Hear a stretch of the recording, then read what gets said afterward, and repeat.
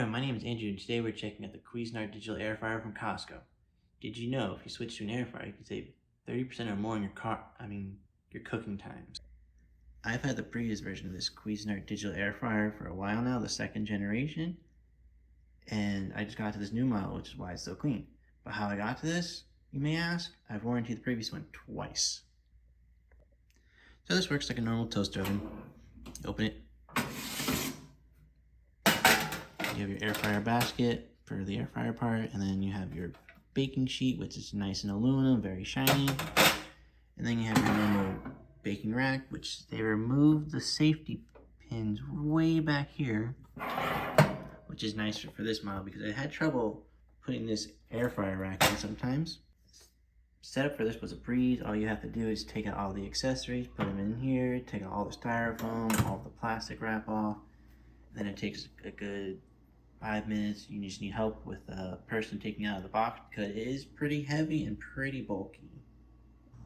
The current version of this is decently easy to navigate, but the previous one was much easier. For example, you can go to air fryer right away, which is nice, but then for some reason, you cannot exit it. So in order to get out, you have to press the button again, and then you can go to any function, but it still takes a while to rotate to it. So like, let's say if you want to toast something, whether it's even a bagel, if you don't want to put it in bagel mode, you have to rotate all the way to it. But what's nice is that it's pretty easy and pretty intuitive. So I like 4 or 5, depending on how crunchy I want my bagel, I guess. And then how many slices you have. Pretty easy. Then you just press start, and the start will be blinking. That button's for defrosting. That button's for turning on the fan higher or lower. It usually only works in bake and roast mode, and then there's a light. Pretty bright. Works nice. There's a little bit of grease on it already because I've used it for a few weeks now.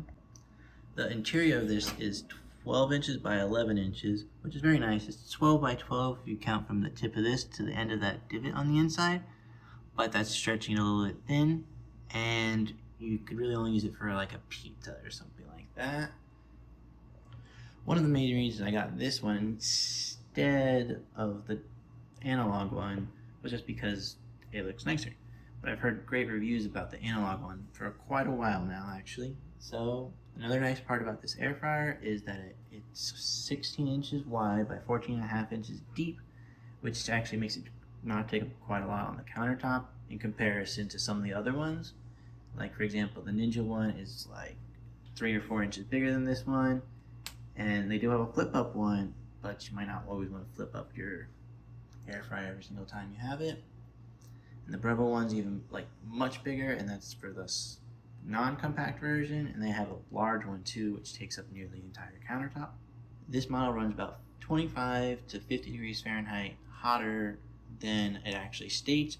I've actually used a wired probe thermometer, and I've tested with and without food on the inside, placing it right on the wire rack, not too close to the coils, and I confirmed that the thermometer works because I put in a cup of ice water that's been sitting for like 5 or 10 minutes. It still has ice in it, so it should be about just above 32 degrees, but that's a story for another time.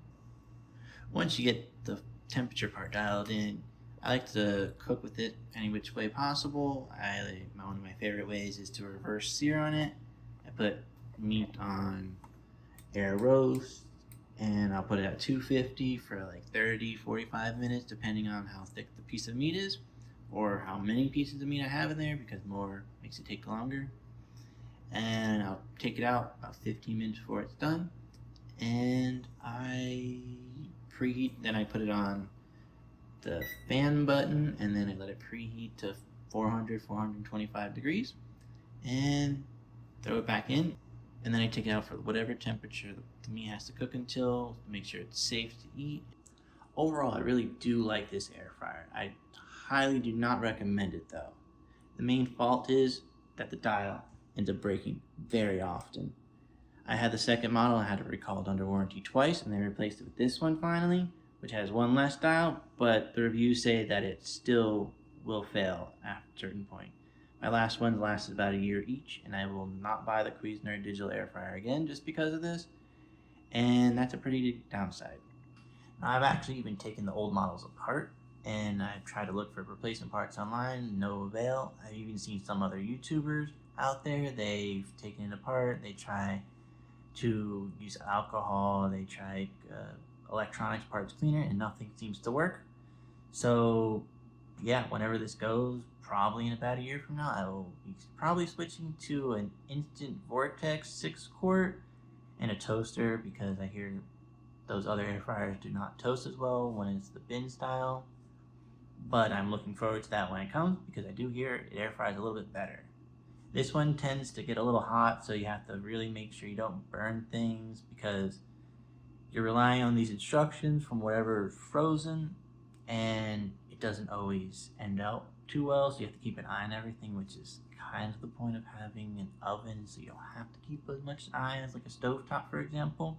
So paying $200 for this air fryer is not very economical, nor is it eco-friendly, since it's pretty much disposable.